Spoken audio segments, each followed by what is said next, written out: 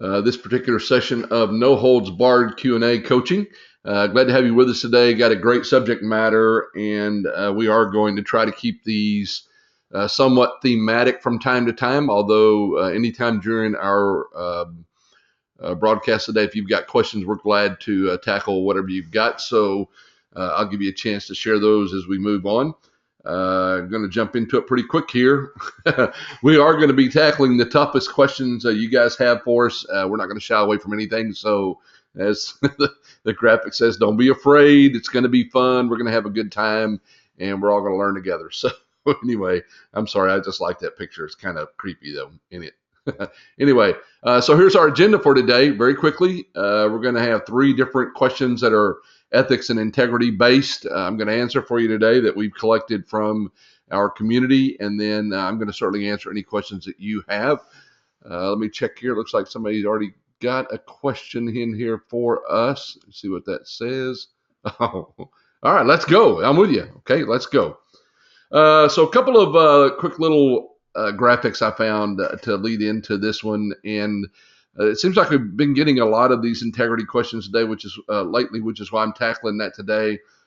And of the quotes and graphics I found out there, this one really kind of grabs my attention as much, if not more so than any of the others do. It says, live so that when your children think of fairness, caring, and integrity, they think of you. And I can tell you from my perspective, what my son thinks of me is far more important than anything else I can come up with. So I really like that quote, and I think it speaks to what matters from my standpoint. So here's another one for you that I like. There is no such thing as a minor lapse of integrity.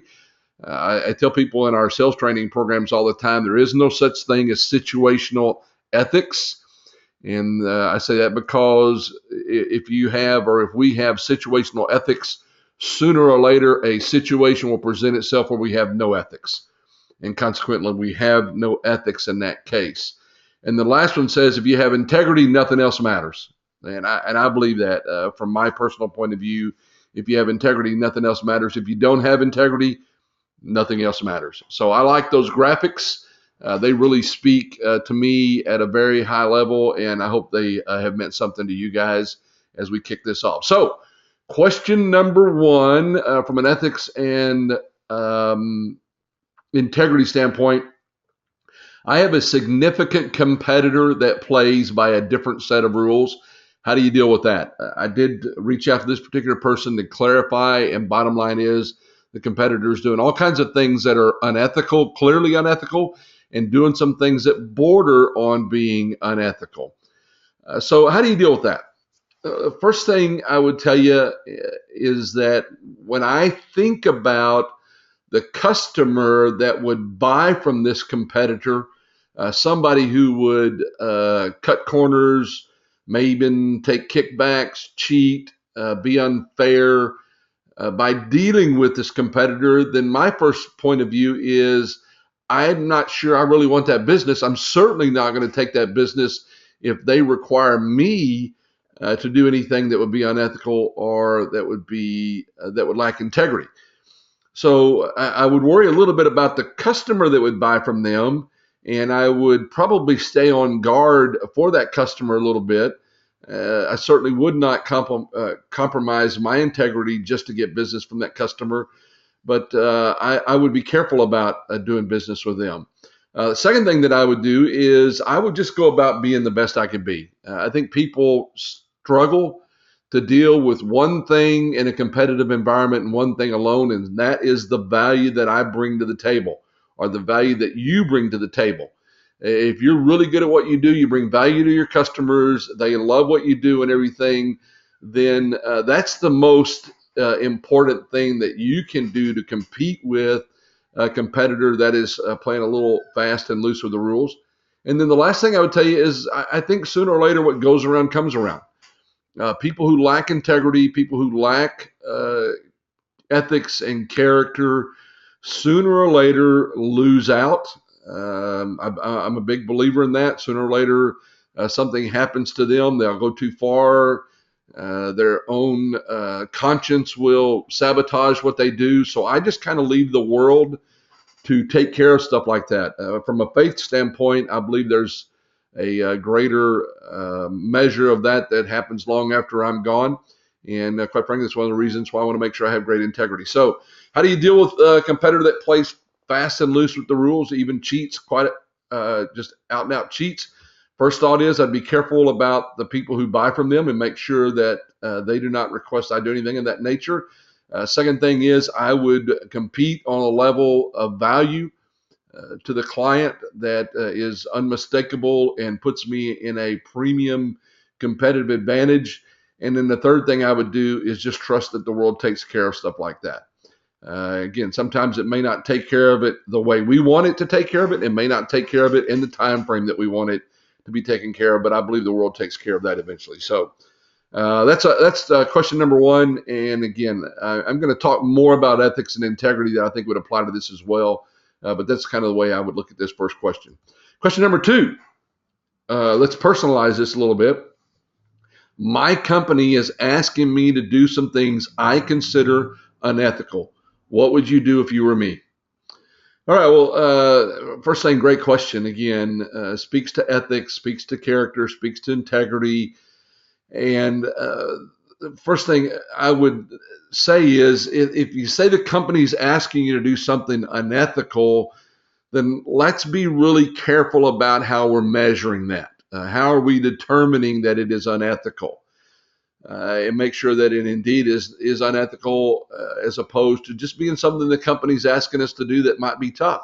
I was working with a client the other day, and they had an employee who brought something in from one of their sales clients, and the sales manager simply was telling them they had to go back and change what they said because the company wasn't going to do it. And the employee, the sales rep, did not want to go have that conversation because they had overstepped their bounds. They had made a commitment to the customer that the company could not keep without checking on it first. The sales rep had made a mistake, and consequently, the sales manager was telling the sales rep they had to go back and fix that mistake. And the sales rep didn't want to do it. And the sales manager was asking me, how do you get the sales rep to do that? So the first thing is, let's make sure that what they're asking us to do truly is unethical as opposed to just being difficult to do. Now, if it clearly is unethical, then I think the first thing that we have to do is we have to raise that question with the person that asked us to do it and try to get some satisfaction there from the standpoint of questioning the ethics, questioning the integrity of doing what they're asking us to do. If that does not work, then I believe we have a responsibility to take that to a higher level. And I would, if I could not get satisfaction from, say, my immediate sales manager or the person I report to, and there was a hierarchy in the company, I would go as high as somebody that I had a great relationship with. I would not hesitate at all to go to a VP of sales if that's where I had the best relationship, the highest in the organization, and raise that question there. Now, understand, and I know what some of you guys are thinking out there that are in the sales business. Well, that could cost me my job. You know what? It could. It absolutely could. And that's where you have to determine how much your integrity and your character and your ethics means to you. Now, if you went ahead and did it, and let's say it's something minor that they're asking you to do, maybe just not telling the customer about something that they could know that would help them. Again, let's say it's a minor infraction. I go back to that quote a while ago that says, we either have integrity or we don't. We either have character or we don't have character. And I will tell you this, there is no job on the planet, there is no dollar out there that I could make that is worth me sacrificing my ethics or my integrity. There's another quote that I saw in preparing for this workshop or preparing for this coaching session that talked about being trustworthy in minor things, being a good indicator of whether we're trustworthy in big things. Certainly, there's biblical support for that if you're somebody of faith, and I know many of you are out there. But even without biblical support, there's truth in that, being trustworthy with small things, teaching us to be trustworthy with large things. So if your company is asking you to do something unethical, and it's clearly unethical, then you have to decide what you would do, what your integrity is worth, what your ethics is worth, depending upon what it is they're asking you to do. The question says, what would you do if you were me? I would absolutely refuse to do something unethical. I would absolutely refuse to lie on the company's behalf. I would absolutely refuse to misrepresent something on the company's behalf. I would absolutely refuse to not tell the customer something that would help them in their business or that would give them the opportunity to be more successful. I would not intentionally withhold any information. There is no sales job on the planet. There is no dollar out there worth it to me and me personally to sacrifice my ethics and sacrifice my integrity. So, question said, what would you do if you were me? That's what I would do. Everybody else has to make up their own mind about what works for them. But my answer to that question is I would absolutely refuse to do anything that lacked integrity or that lacked ethics or that compromised character. So that's my question, my response to that. All right, any questions out there or thoughts at this point in time? Anything you want to ask as a follow-up? Because I've got one more question here we're going to tackle and everything. Okay, if you've got a question, just type it in the Q&A section down there in your dashboard, and I'll be glad to tackle whatever you come up with. Any follow-ups to those? Yep, absolutely. Keep driving the value proposition that you bring to the table and let that be your primary competitive advantage. It's a foundation, absolutely. Thanks, Kurt Tuford, for that. Appreciate it, my man. Man of honor and integrity there for sure. Any questions? All right. If not, I'm going to move on to the next one. And this one's a little interesting, if you will. And I can't say that I've ever had this be a problem for me. I can't say that it hasn't ever been a problem for me, but we're going to tackle it anyway. All right. I have a customer who's hitting on me. All right. How do you handle that and not lose the business? Okay. Again, I wanted to get some clarification from the person that sent me this particular question. And my first clarification was, are you single or are you married? And the response was that they were married. Now, I'm going to handle this from both perspectives, if you will. If you are single, all right, then first thing I would tell you is, it doesn't mean that you're not available. It doesn't mean that you should completely ignore the attractions of somebody that you would find attractive or that you would find interesting.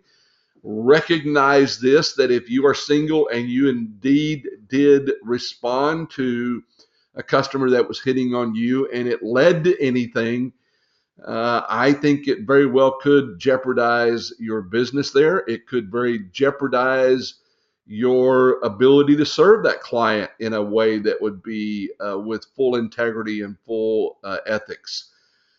So if you're going to go down that road, then I would tell you that it might very well compromise your ability to do business with them and do it effectively. So my suggestion is that you might consider allowing another sales rep to call on that client if indeed you did find yourself attracted to them and you wanted to pursue that.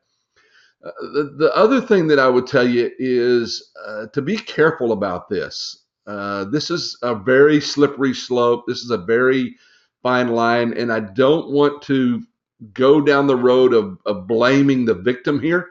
If somebody's hitting on you and you do not want that, you do not welcome that, you're not interested in that, they are even predatory in nature of how they're doing it. They're doing it in a way that is unprofessional or unseemly or anything like that, then certainly I'm not blaming you, and I would want you to create some healthy boundaries there to make sure that they understand right off the bat that this is not something that you're welcoming. This is not something that you're okay with. This is not something that is part of the professional relationship, and you would have to determine what would be the best way for you to do that. I know that many folks would say this is different for guys than it is for gals. I don't think it is. I think from a standpoint of a guy being hit on by a female client is no less unwelcome than a female being hit on by a male client. Although I do understand that there's a difference in power hierarchies and things like that. Bottom line is, I don't think anybody should be subjected to being hit on in an inappropriate or unseemly manner, in an unwelcome manner by a customer who does, to some extent, hold some power over us.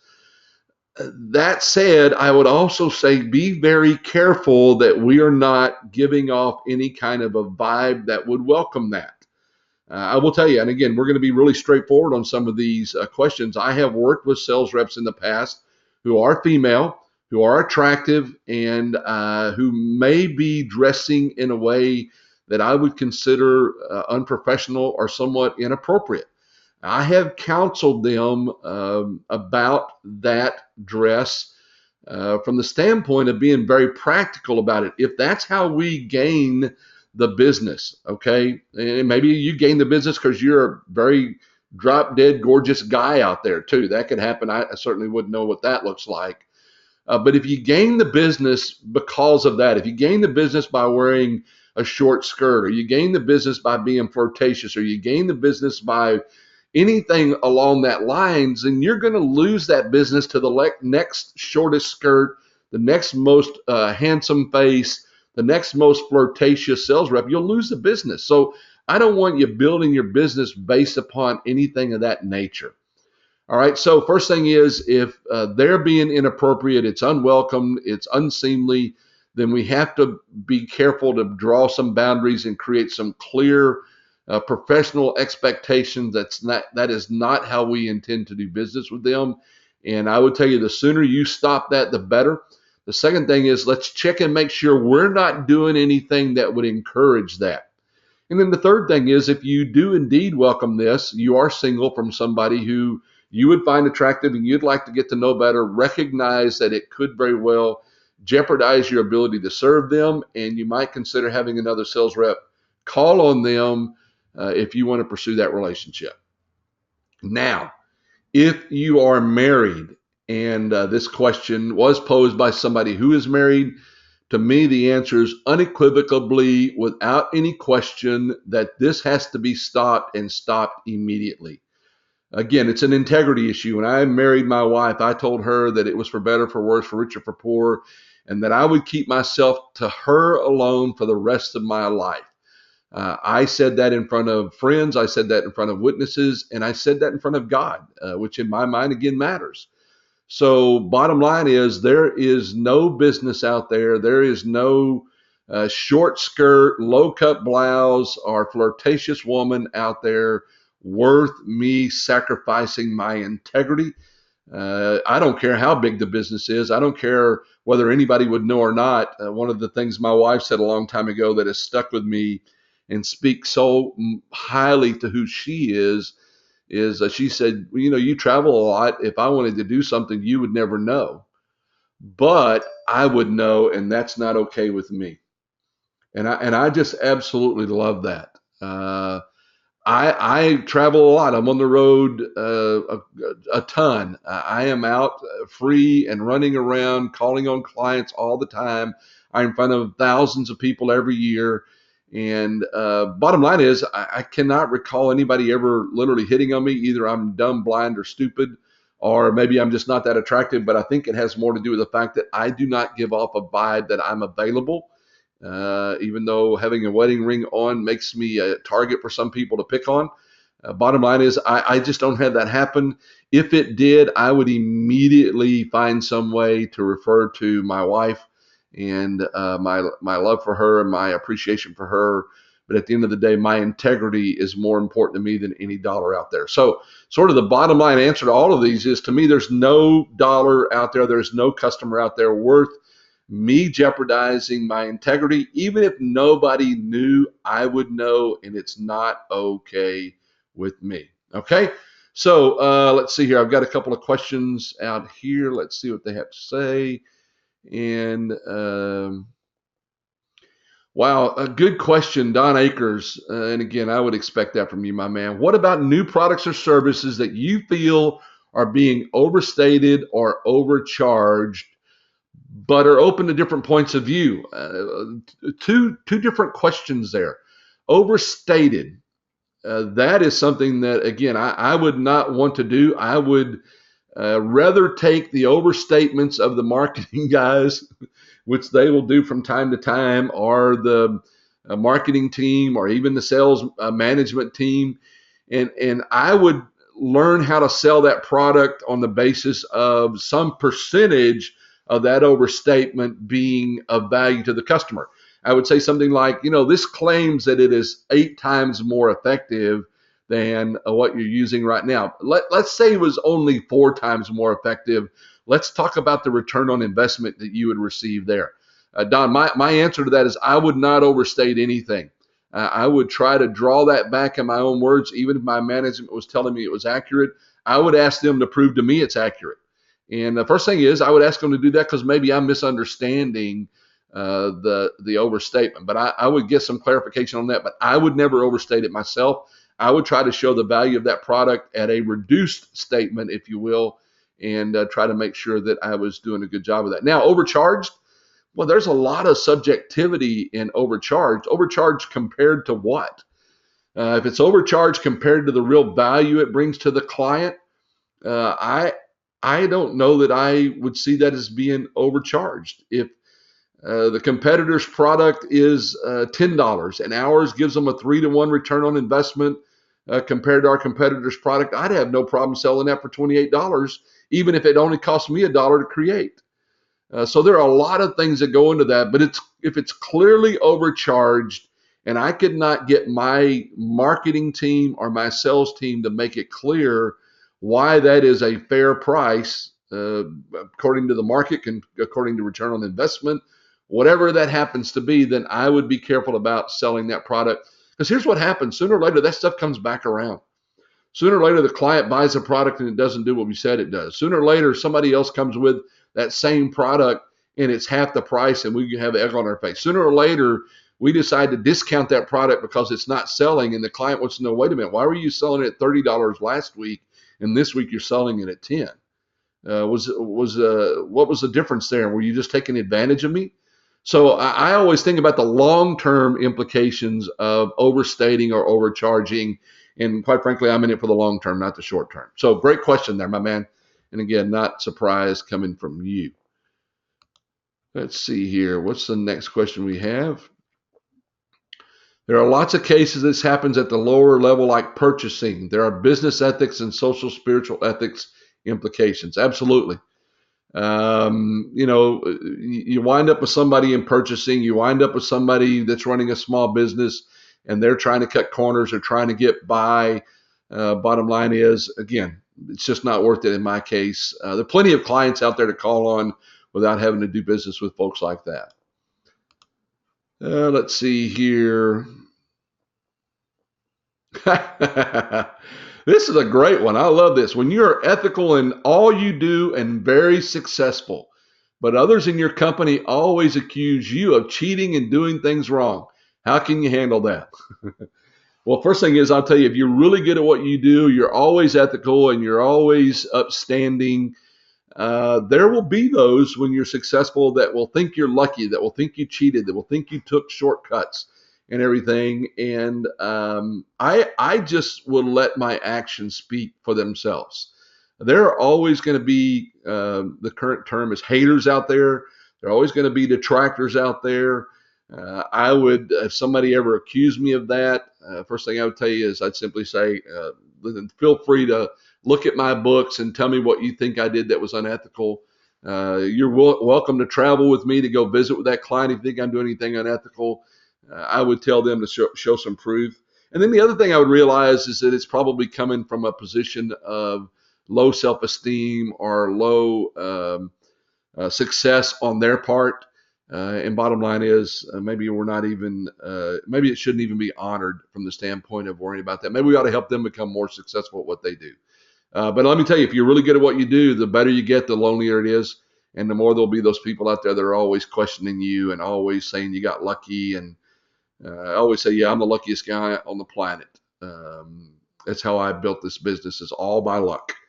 And, you kind of have to decide who the person is and how you're going to deal with them. Sometimes you got to have a little fun with them, and sometimes you should just encourage them, and sometimes you may ought to ignore them. But understand, when you're really good and you are very successful, you're going to have to deal with this. It's part of the deal. Great question there. Awesome. Good deal.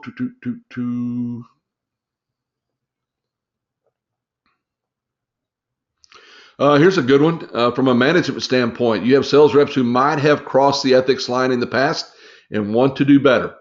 What could you say or coach to help someone who crossed the ethics line to come back over to integrity? That's a great question, and I'm not going to say who posed this one because I wouldn't want somebody knowing that their sales manager said this. If somebody is repentant and they want to come back over to the integrity side, then I would start with some of these quotes. I would start sharing some of these things that we're talking about that would encourage them. I'd share this coaching call with them to encourage them. I would do everything that I could to encourage them. I would also look for places where their newfound integrity, their newfound character played out in a way that's positive for them. I would do things like help them find customers who will appreciate that integrity. For every customer out there that's cheating nowadays, I think there are 10 customers who are glad to know that you're a man or a woman of integrity because it is somewhat hard to find these days. So I would help them see that is the best in the long run. I would help them see that anything they gained by cheating doesn't really belong to them. It doesn't really belong to them, and they can't enjoy the home or the car or the food or anything else that they got by cheating and taking advantage of somebody else's honesty and integrity. That nothing that they own gained that way belongs to them. It's actually stolen. And I would challenge them along that line. So I would find every way I could to reinforce the good behavior. I would find every way I could to talk about the negatives of the previous behavior. And I would encourage and challenge them in every way that their integrity is worth a lot more than money. So great question there. Now, if they have not come back over to the integrity side, I would make it clear to them that you cannot work for me if you lack integrity and character. We will not do business that way. And I would not have a rep on my team that did that. So again, I think integrity is something that we want to make sure we're driving throughout the organization. Let's see here. Okay, thank you. Appreciate that.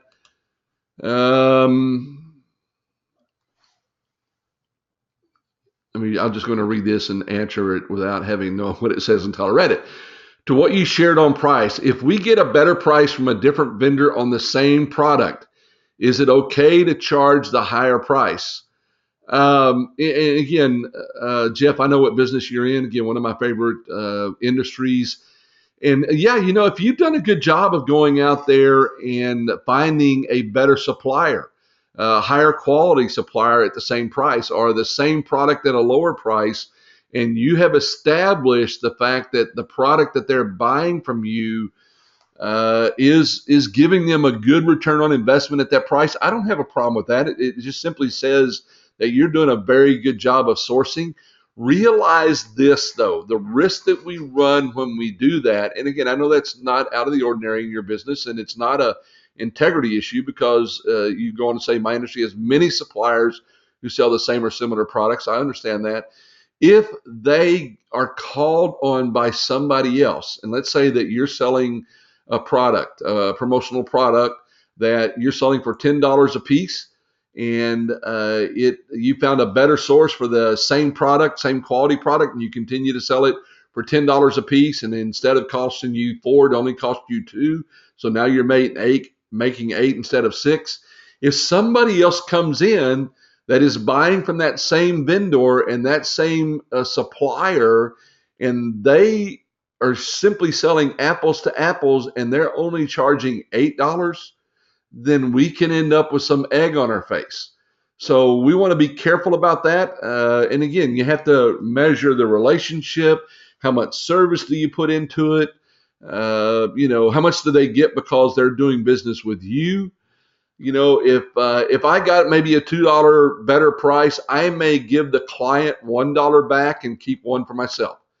So there's a lot of different ways to handle that. And again, I think you have to judge the client, you have to judge the product, you have to judge the margin. Maybe in the past you sold that product at not a great margin, but now you can get a fair margin. So not changing the price and lowering it so you got a better margin that you deserve would be a good reason for doing that. So it kind of depends on the situation there. But bottom line is recognize in your industry where many people have access to the exact same suppliers, that somebody may represent that exact same product at a lower price, and we'd be a little bit stuck there. It's kind of like in the speaking business, all the bureaus out there represent me at the same price.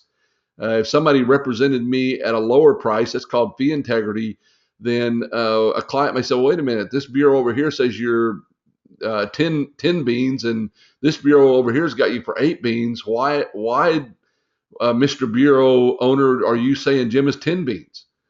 Well, so I want to make sure that we have some fee integrity there across the board. I don't want my bureaus or my suppliers winding up in that same situation. So great question, Jeff. And by the way, glad to have you on the call. So you signed up. Outstanding what you do in the sales field as well. And thanks for your question there. Good stuff. Let's see here. One more from you guys. By the way, thanks. Great stuff this week from you guys. How do you answer the question? Is that the best you can do on the price when you still have room to make money but feel the value is real? Wow. First thing, C, your price is too high webinar we did a while back. Again,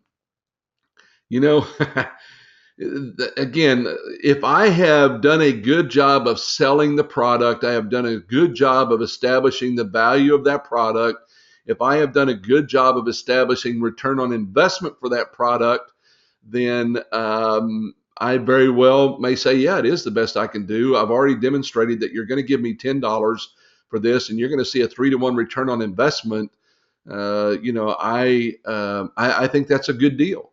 Now, again, you have to consider competitors. You have to consider who else is in the marketplace. You have to consider who else are they doing business with. Is this a long-standing client? Did we do a good job of selling value? Did we do a good job of providing a great solution? There's a lot of questions that go into answering that, Don. If you feel like that's what it's going to take to get the order, then you might very well negotiate a little bit. But I would tell you this, if I am going to come down any more in price, I'm going to want some kind of concession back from them. Maybe it is a larger order. Maybe it is, they pick up the shipping on it. Maybe in my case, if I negotiate price, I want an extra airfare for my wife to go along. If a client wants me at a significantly reduced rate. If I'm going to negotiate price somehow, I'm going to want to get something back in return. But like I said, the basic answer comes from, did a good job of establishing value? Is this the right solution for the client? What do my competitors have available that might compete with this? And what price do they sell at? So there could be a lot of different things I might do. So I might very well come down on price. And then again, I may very well hold that price if I've clearly demonstrated value. So great question. I don't think that's necessarily an integrity question. I think that's a great value-based selling question. And again, for those of you who are curious, I will put a link in the show notes to this that will tell you where to find that earlier webinar. And I think I actually did a podcast on it as well. So I'll put a link in the show notes for you to take advantage of that. All right, the question board is cleared. Anything else anybody wants to add or any other questions you want to ask?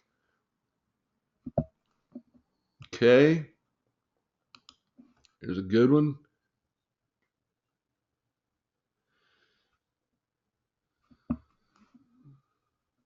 Okay, let me read this one here. Your company asked you to raise the price by adding a surcharge that was not previously mentioned in your agreement. The logic is it's not in the contract, so they cannot cancel our agreement, and costs are up, so we are really just passing along our costs. But to me, it seems like we're introducing a new line item that was not in the original deal. I would go back to the company and say, hey, guys, I'm not doing that. It's not in the original deal. And again, I'm going to take a hard line on this with the answer being it depends, but I'm going to take this one at face value. And I would tell my company, hey, look, if that's the case, if we're going to do this in the future, we need to write a better agreement. If if the company recognize, here's the question I'd ask the company. Okay, costs are up, so we really are just passing along our costs. Okay, fuel costs are down to, $50 a barrel right now. We're going to lower it. All right, if our costs go down, will we lower the cost to our client? If the answer is no, then if just because costs are up, I'm not going to raise the price either if it is a contractual agreement for a set period of time. Now, when the set period of time is over with, I'm going to let my client know I'm going to pass along some added costs. But the first question I ask my company is, if costs go down, will we lower our price? And the answer to that is no. Well, just because costs go up and we didn't foresee that cost going up, if it's not in the agreement, there's no escalation clause in there, which, by the way, made the agreement easier to sell in the first place, then no, I'm not going to go ask my client that. All right, I'll let you go ask them, Mr. Sales Manager, Mr. VP of Sales. I'll take you out there and let you ask them, but I'm not going to ask them. And again, if they say, well, you're going to ask them or you're going to lose your job, I'd have to make a decision whether it was worth it or not. But bottom line is, we've got to write better agreements. Most of the time they don't have escalation clauses in there, even though we know costs are going to go up because we want to have a more competitive contract. My suggestion is that we do a better job of writing those. We'd be a little bit stronger on the front end about potential escalation cost. If we're going to show an escalation cost upcharge, then we should show a de-escalation cost downcharge. And bottom line, I am not going to go do this if we did a bad job on the front end. We're going to have to live with that and figure out how to do a better job moving forward. And that's why my clients would love me for that. So great question there. Geez, this is good stuff, guys. Thank you, Don Akers. Don posted in here one of our bylines: real world people, world class results. Thank you, sir. I certainly hope that is the case. I know it is for you. I know you do a good job, and I certainly hope that is for our clients as well. So great questions today, guys. Anybody else out there? Like I said, we're trying to keep these to about 30 minutes or so. Great stuff today. This is what we imagined when we first had the idea to do these Q&As. Is this kind of a session? So, and I will tell you, interestingly enough, we had been thinking about not doing these moving forward and changing our format a little bit. My answer to our consideration of that, based on this particular webinar, is no, we're going to keep doing this. So thank you so much, guys.